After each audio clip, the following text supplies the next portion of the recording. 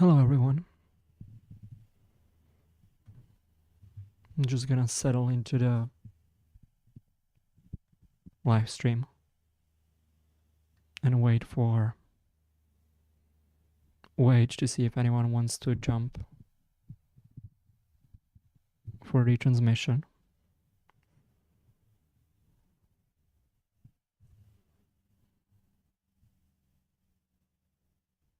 Greetings, Stream Jim.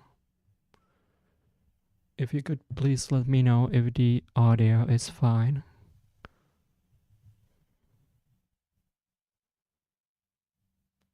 I'm gonna try to open my chat on my phone. Here it is. Okay. Here it is. Hello everyone, how are you today? How are you doing today? Hello Rimjim. Hello everyone else.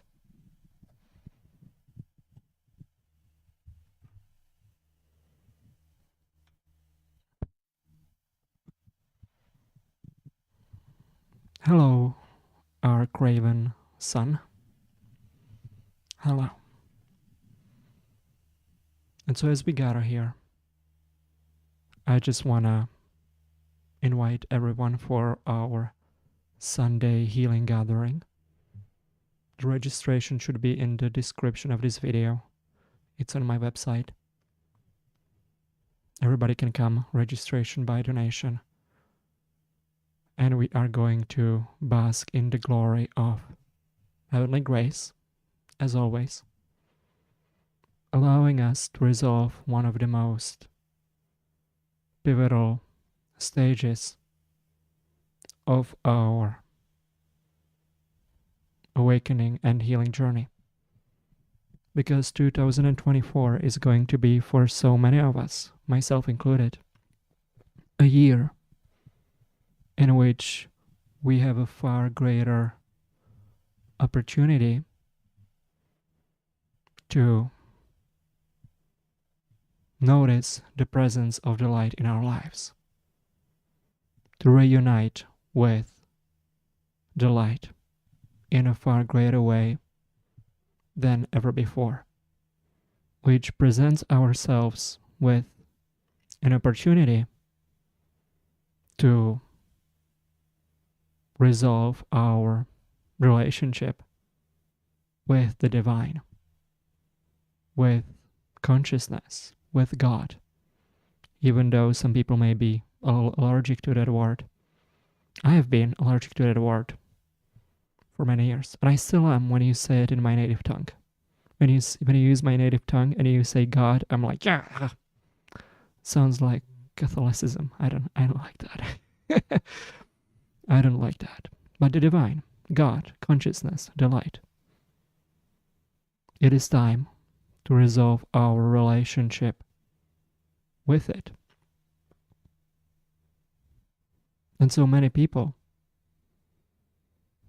we've had a very codependent relationship with the divine, projecting onto it as if it were an external authority or a parental figure that we learned to placate, that we try to please, that we try to impress with our spiritual journey, with our spiritual knowledge, with our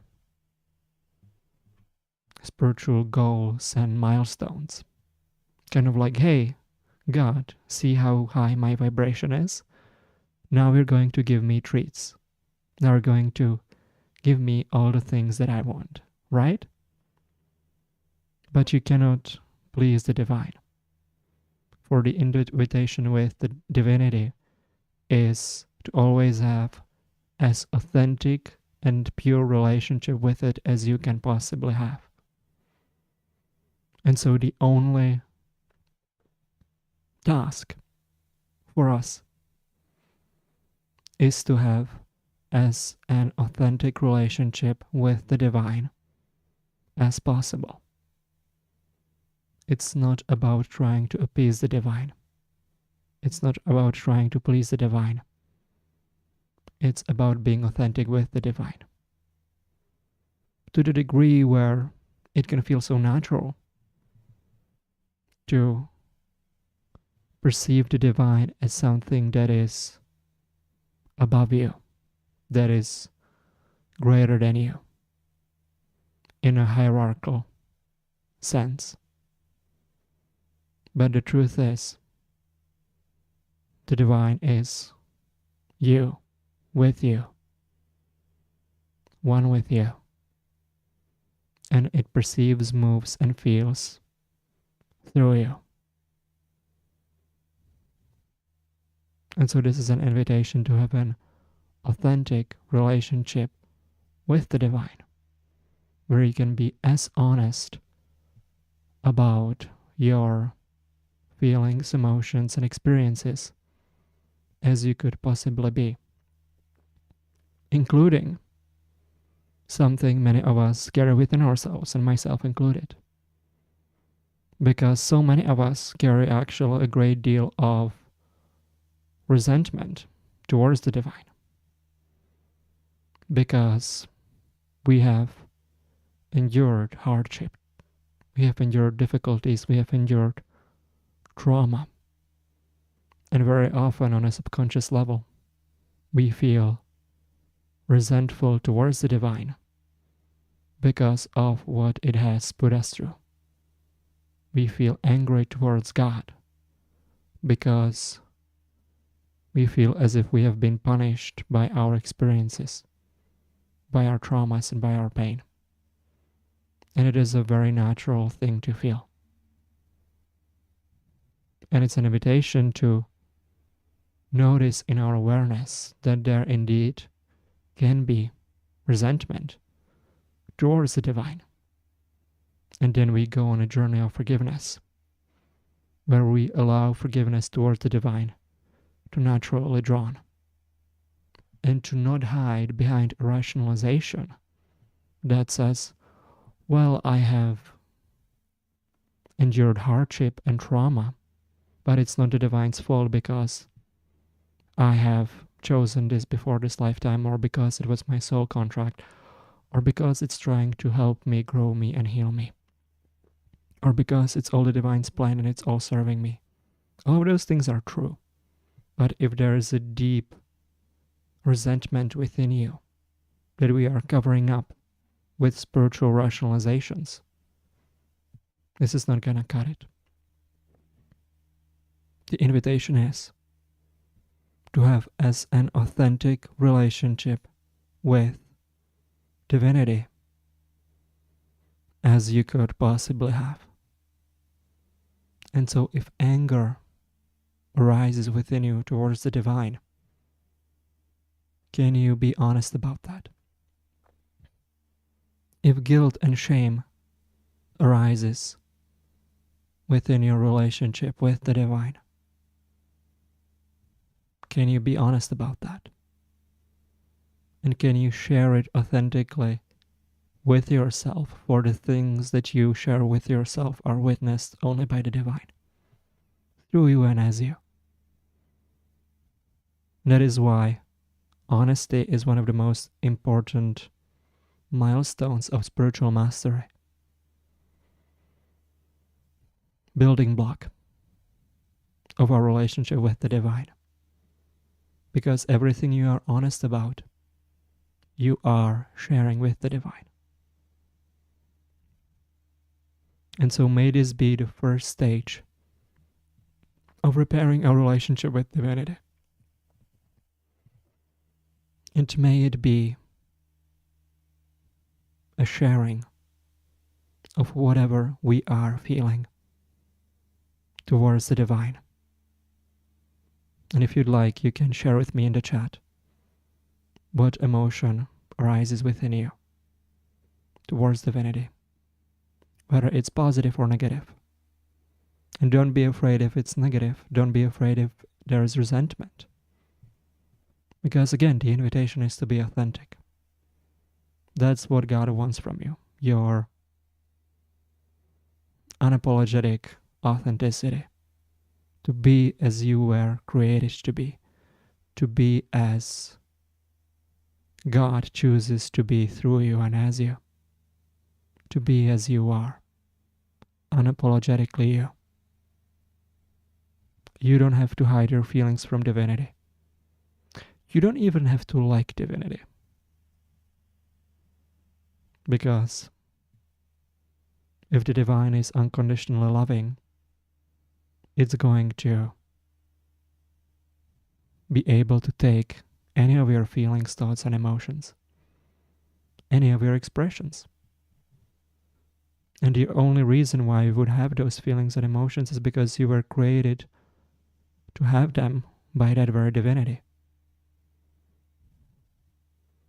And when would we start playing this game that in order to be one with the divine, or to feel supported or loved by the divine, I have to be a certain way? Because weren't you created to be just as you are? And so why don't we take that pressure off of ourselves and just say, whenever I am being resentful, it is the divine being resentful through me. Whenever I am lost in my addictions, it is the divine being lost in the addictions through me and as me. Whenever I am angry, it is the divine being angry through me. Whenever I am sad, it is the divine being sad through me. Whenever I am depressed, desperate, hurt, whenever I feel betrayed or traumatized, it is the divine feeling all of those things through me and as me.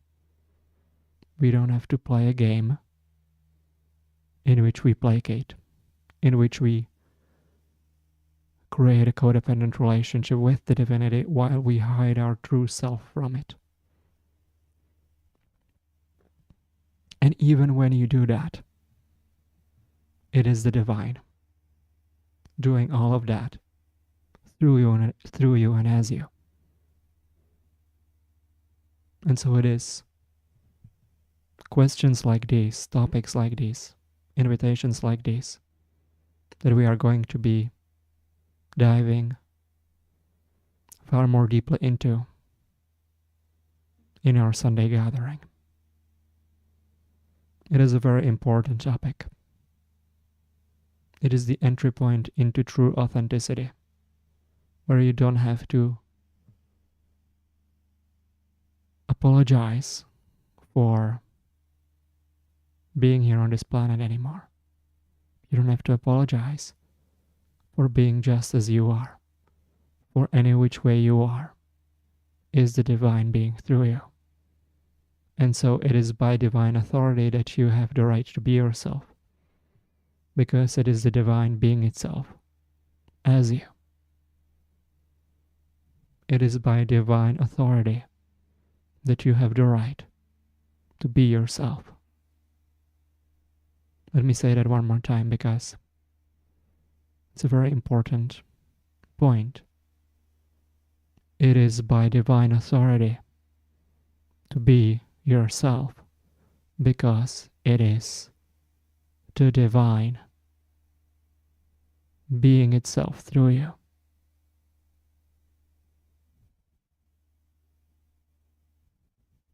It is your birthright to be just as you are, and to find safety in your body, to express all of yourself into form, no longer hiding, no longer holding anything back.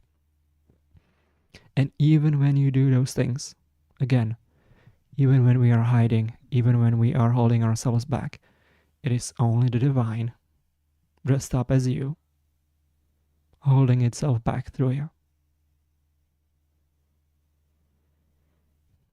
And so not even that is wrong, not even that is bad. It's just about expanding our awareness about what our trajectory is, what we are moving towards, and what the possibility for us is to experience. It's not about trying to get it right. It's not about trying to please anyone. It's about being you. And so when we talk about the topic of this transmission, which is remembering your divinity, how about we remember the divine authority to be ourselves? To no longer hide behind masks of inauthenticity. That's the possibility here. That is what we are really here exploring on this planet. Can I be myself now?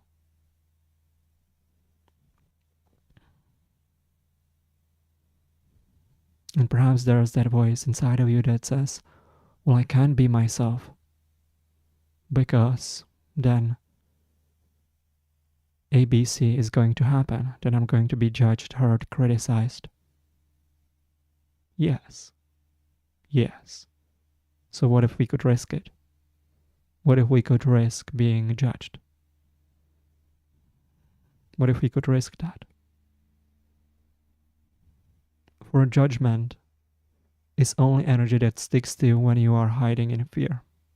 When you are fully rooted in your authenticity, other people's judgment really doesn't disturb you at all. Because you know, it's like them begging to be as authentic as you've learned and managed to be. When other people judge you, it's basically them saying, I don't know how to be this authentic, please teach me. Please teach me. And so why be afraid of that? It is only a cry to be more authentic. It doesn't have to push us into our own defensiveness. Because in order to be authentic, and everything that is required is to drop our guard, to drop our armor, and to drop our shields. And again, this is all about awareness. Because on another level, we are guarded and shielded and armored for very good reasons. Because we have been harmed, we have been hurt, we've been traumatized. And so we cling onto our defenses as if our life depended on it. Because guess what? When those defenses were created, your life did depend on it. You were a small child looking for love and attachment and care from those around you who seemed ill-equipped to be there for you. And the only way we learn how to survive is by hiding behind armor and defenses. And so even that plays a purpose. And yet when I'm being defensive, when I am hiding behind a mask or a shield, my armor, it is only the divine doing all of this through me. Only the divine. And so may I even do that authentically. May I be as defensive as my authenticity wants me to be. And may that not be perceived as a barrier towards authenticity, but simply as one of the many layers of it. What if the first layer of being authentic was being authentically defensive? And we bring it all back to the grace of honesty, being honest with ourselves, because that deepens our relationship with the divine. Being honest about how defensive we are with ourselves, and perhaps even with others. Wouldn't it be funny if, let's say, your spouse talks to you and you reacted in a triggered way, and they ask you, hey, what's wrong? What's going on? And you just said, well, I'm just being defensive. And they say, did I do something wrong? No, I'm just being defensive because that's the only way I know how to be. That's authenticity. And that actually deepens intimacy in that relationship because you are communicating in a very honest way. Allow your honesty and authenticity to liberate you. Allow your honesty and authenticity to mend your relationship with divinity, no matter what it is, no matter how unacceptable whatever you feel seems. Those are the juicy parts. Those are the parts that need most of our acknowledgement. The most of our acknowledgement. And again, there's going to be a far more deeper dive into this in our Sunday event. So everyone here is wholeheartedly invited. We should call this the art of being yourself, because that's what awakening is really all about. Because we awaken out of the pretenses of the ego. The art of being you. The art of being you. For you are an art. You're an art form. You're a beautiful painting. Show it to the world. Don't hide it in your basement, collecting dust.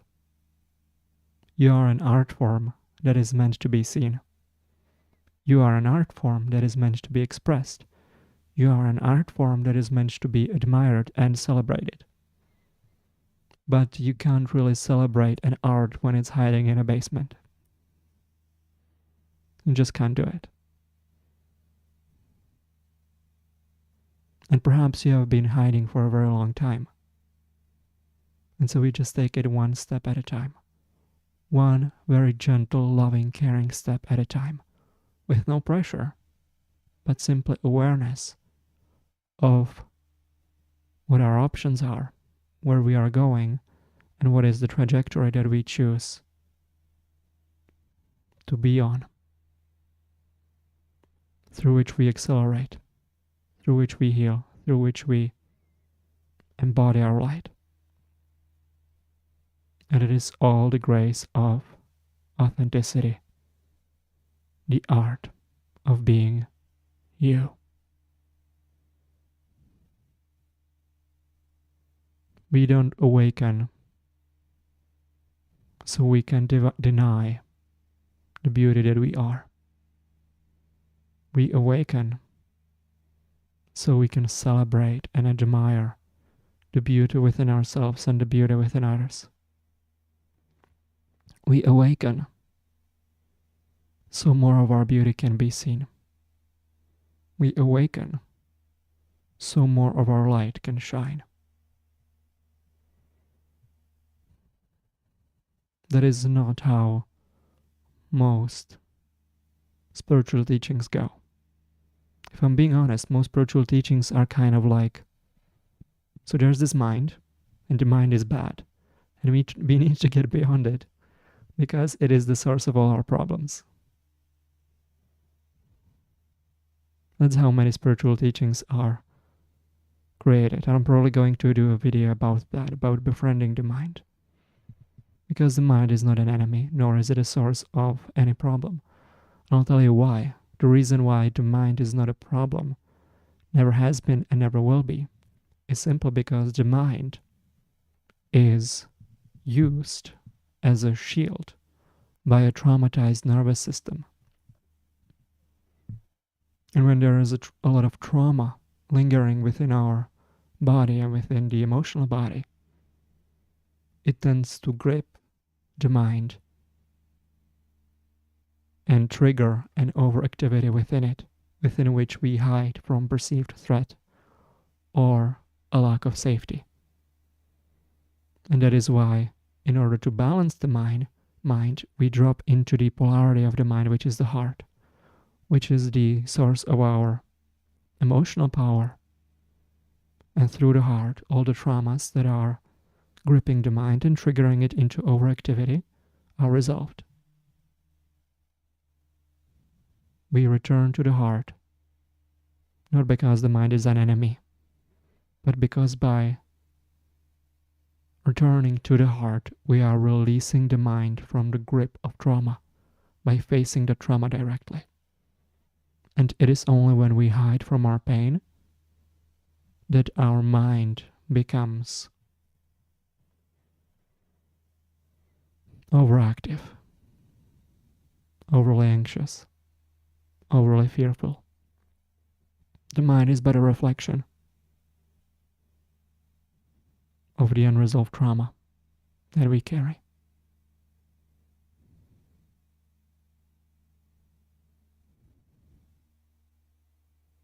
And again, authenticity is how we get there, and it is simultaneously where we are going. Because all of our pains, all of our traumas, all of our symptoms, all of our defenses require us to face them authentically. Authentically just as we are, while we honor our limits. And so perhaps you are at a point in your journey when you feel like you can face parts of yourselves, and yet you feel like there are great limits of what you can heal and face within you. Perhaps there are limits to what you are willing to endure emotionally. And what if that wasn't wrong? What if even that was a part of your journey? Teaching us a deeper respect towards our emotional body, a deeper respect towards ourselves, a deeper respect towards our limits. Growth isn't about busting through your limits. Growth is about respecting your limits so deeply that at a certain point on your journey, they are kind of ready to dissolve. And yet it's never wrong to have limits, because to say it is wrong to have limits is to say it's wrong to have boundaries. It's never wrong to have boundaries or set boundaries. It's just about, do I have an authentic relationship with them? Do I have an authentic relationship with boundaries? Do I have an authentic relationship with my limits? Do I have an authentic relationship with my emotions, with my mind, and with the heart? Do I have an authentic relationship with all of it and with the divine, where the divine is only dressed up as an overactive mind, as a traumatized emotional body, as a fearful heart, as a body full of illness or symptoms,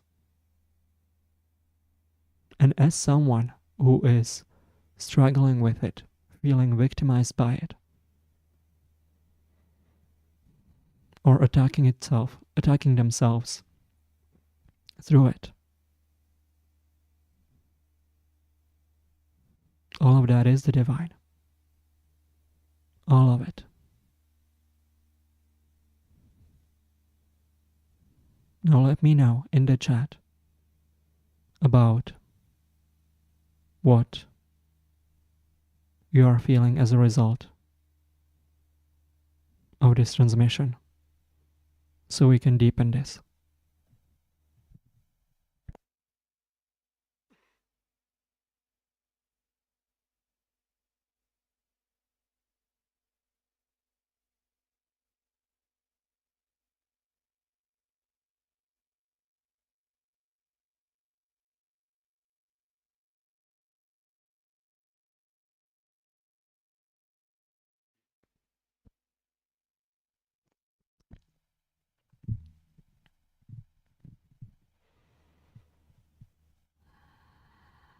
Feeling grounded.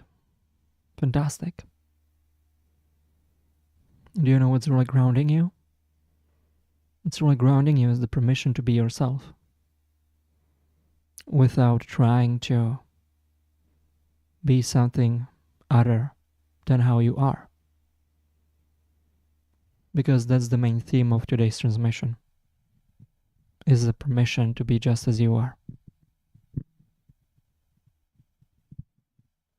And so what if we simply could sit here with an inquiry, saying, what is it like when I don't have to try hard to be in any other way than how I am right now?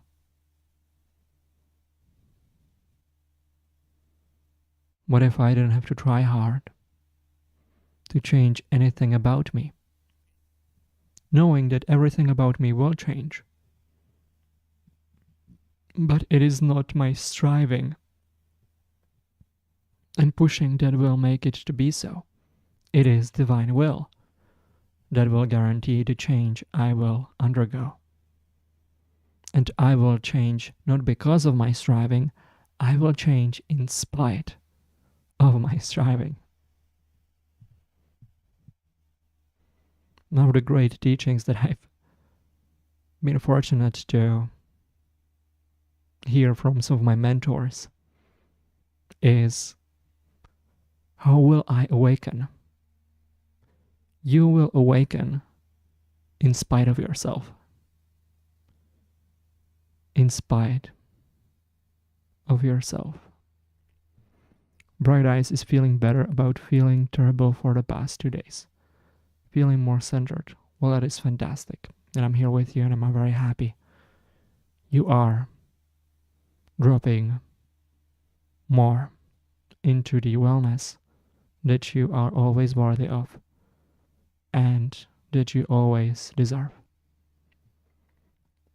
Our Cravenson says, my mind becomes very sleepy and dull, wishing I was more alert, yet offering respect for the defense mechanism. Yeah. And so why don't we simply respect the sleepiness? The sleepiness is sometimes what we go through on our awakening journey, when the nervous system is rewiring and absorbing frequencies of light. And so what if even the sleepiness wasn't wrong? What if that was you receiving the energy of awakening exactly in the way that you are meant to? What if it was you receiving the transmission in the exact way that you need? Because the transmission sometimes puts people to sleep, and that's not wrong.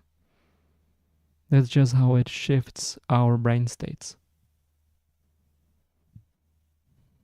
as it goes through different wavelengths of frequency. Sometimes it makes us sleepy. I've experienced that many times. Sometimes I record a transmission and then I listen back to what I said and I take in the energy and it puts me to sleep. Like my own transmission puts me to fucking sleep. And it's just hilarious. Like, what the hell is that? What the hell is that?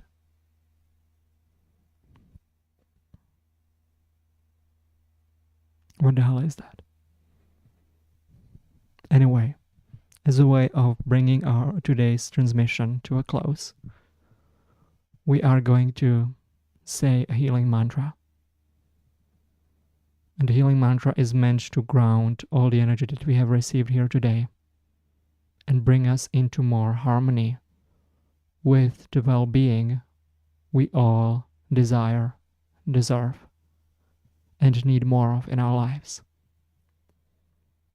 And it's a simple healing mantra that says, I deserve wellness.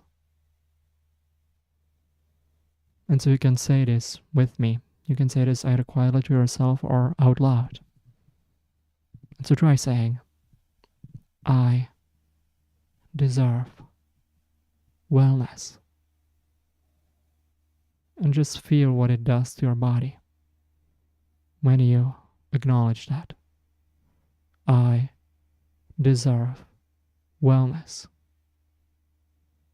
Because we are often under the impression that we deserve the things that have happened to us. So what if we could shift into I deserve wellness?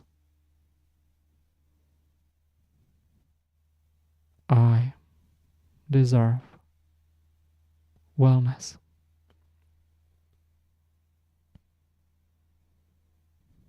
You have experienced hardship. It doesn't mean you deserve to always experience hardship and pain. You have experienced trauma. It doesn't mean you deserve to experience trauma. You have experienced pain, neglect, abandonment, sometimes even abuse. It doesn't mean you deserve any of those things. I deserve wellness. I deserve wellness. That is a statement of truth. That is a statement of consciousness. I deserve wellness. Not I demand wellness. Because through that we would be putting up a wall of entitlement that would push further away the wellness that we deserve. But I deserve wellness. I acknowledge that as a simple truth of who and what I am. And the truth is, we live on a planet where the majority of people subconsciously do not believe they deserve any kind of wellness at all. Most people believe they deserve whatever reflects the painful past they have experienced. Most people's self-worth only reflects the pain of trauma they still carry. And we shift that into a totally new frequency by acknowledging, I deserve wellness. I deserve wellness. I deserve to be well. And so may I be on a journey of receiving more of that wellness. May I become more receptive to the very wellness that I deserve. May I settle into the innate worthiness of my consciousness. I deserve wellness. My mind deserves wellness. My heart deserves wellness. And my body deserves wellness. And what we are doing is that we are making wellness more familiar in your subconscious mind. Because when pain and trauma are more familiar than wellness, it is what we are strangely attracted to. Not just in relationships, but in all areas of life. And then when we get lost in loops of re-traumatization, until something within you stops and kind of looks at itself and finally acknowledges, I deserve wellness. And you don't even have to believe that. You can simply affirm it as a statement of consciousness. And because it is a truth that doesn't really know an opposite, it is just, let's say, an absolute statement of consciousness that is an eternal truth that cannot be disputed. You don't have to believe it. You don't have to believe that you deserve wellness. You simply need to affirm that you do. And the more you affirm that you deserve wellness, you shift into a reality and timelines that will bring you into a more wellness, into a more deeper relationship with wellness. I deserve wellness. And so in the name of receiving more wellness, in the name of having as authentic relationship with the divine as possible. And in the name of being as authentic as you could ever be, I invite you to join me for an extraordinary transmission on Sunday. Registration on my website. Registration by donation. You're all welcomed. And I will look forward to seeing you there with all of my heart. If you can't make it live, a replay will be provided to all who register. So, that's it for today's transmission. Thank you so much for spending this time with me. It is always my deepest pleasure and honor to connect with everyone here.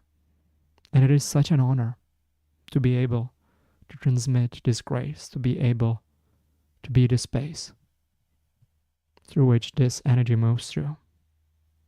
And so I want to thank you for giving me this extraordinary opportunity to receive it, for I am beyond grateful to be able to do that and to be a part of your healing and awakening journey. Thank you. All my love to you. Take care of yourselves. Hopefully see you Sunday. Bye-bye.